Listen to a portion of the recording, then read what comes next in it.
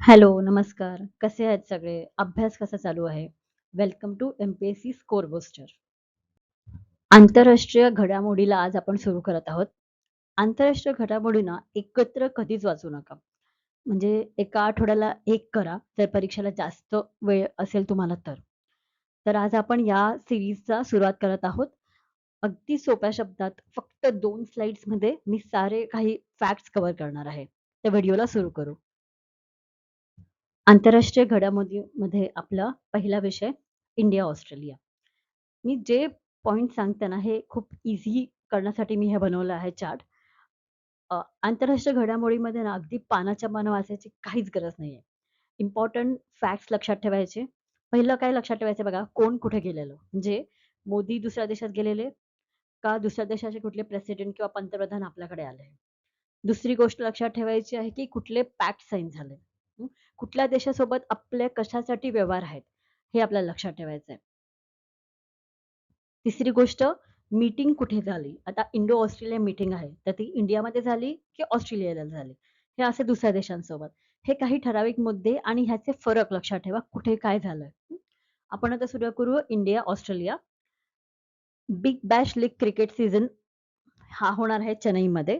जो ऑस्ट्रेलियाचा professional men's T20 आहे टूर्नामेंट, ती यावर्षी अ, चेन्नईमध्ये होणार असं डिक्लेअर केलेलं आहे. त्याच्यानंतर third Indo Australia annual summit झाली. ही कुठे झाली बघा मेलबर्नला झाली. आता इथे आयोग कन्फ्यूज करतो. आयोग बोलतो की इंडियामध्ये झाली. तर नाही आपल्याकडे नाही झाली. ही मेलबर्नला झाली. आता इथे साइन केलेले मुद्दे. एक डिफेन्स, संरक्षण, critical technology, supply chain, energy security आणि finalization of administrative arrangements of uranium supply. आता हे एक लक्षात ठेवा. तुम्हाला लक्ष द्यायचं युरेनियमवरती. ऑस्ट्रेलिया आपल्याला काय देणार आहे? युरेनियम देणार आहे. आता युरेनियमशी नेहमी ऑस्ट्रेलिया कनेक्टेड ठेवा. आपल्याला युरेनियम कोणाकडून मिळणार आहे? ऑस्ट्रेलियाकडून मिळणार आहे. हं. तर दुसरा मुद्दा, तिसरी इंडो ऑस्ट्रेलिया अॅन्युअल समिट झाली. वार्षिक समिट कुठे झाली? मेलबर्नमध्ये झाली. तिसरी आहे ही. हं. इथेही आयोग कन्फ्यूज करतात. पहिली झाली तर नाही, पहिली नाही ही तिसरी आहे. त्याच्यातले हे मुद्दे defence, critical technology, supply chain, energy security आणि युरेनियम सप्लायसाठी अरेंजमेंट झाले. ठीक आहे. त्याच्यानंतर पॅक्स पार्टनरशिप. पॅक्स पार्टनरशिप कोणासोबत झाली? तुम्हाला डायरेक्ट प्रश्न येईल, ऑस्ट्रेलियासोबत झाली. पॅक्स पार्टनरशिप कशासाठी आहे? Cyber, critical technology, supply chain. Cyber security, critical technology, supply chain. त्याच्यानंतर operationalization of 2014 India Australia civil nuclear agreement for uranium. बघा, ही जी युरेनियमची ट्रिटी होती ना किंवा युरेनियमचे जे पॅक्ट होता, हा 2014लाच साइन झालेला, पण तो कधी अंमलात आणला गेला नव्हता. तो आता येणार आहे. त्याच्यानंतर एम-ओ-यू झालाय. इंडिया आपल्या दोन्ही नेव्हीसोबत ऑस्ट्रेलियाची मॅरिटाईम बॉर्डर कमांड आणि इंडियाचा कोस्ट गार्ड. बस हे इतक्या मुद्द्यांवरती तुम्हाला प्रश्न फिरवणार. हे इतकेच मुद्दे हे असं तुम्ही लक्षात ठेवा. जर ह्याचा तुम्हाला स्क्रीनशॉट काढता येत नसेल, तर मला कमेंट करून सांगा. मी हे चार्ट्स जे आहेत कलरफुलवाले Telegramवर टाकते. थोडं अजून डिटेलमध्ये हेच बघायचं आहे. आता मी तुम्हाला सांगितलं 2 स्लाइड्समध्ये आपल्याला इंडिया, ऑस्ट्रेलिया कव्हर करायचं आहे. जास्त काहीच मेहनत करायची नाही. लांबच्या लांब एसे वाचायचे नाहीयेत. पहिली युरेनियम अग्रीमेंट आपण ऑलरेडी वाचली.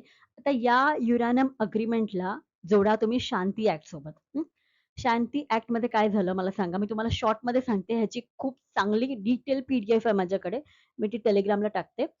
आपण जे आपल्या न्यूक्लिअर एनर्जीसाठी, अणुऊर्जेसाठी यावर्षी प्रायव्हेट प्लेयर्सना एंट्री दिली आहे. त्याबद्दल आहे शांती ॲक्ट आणि या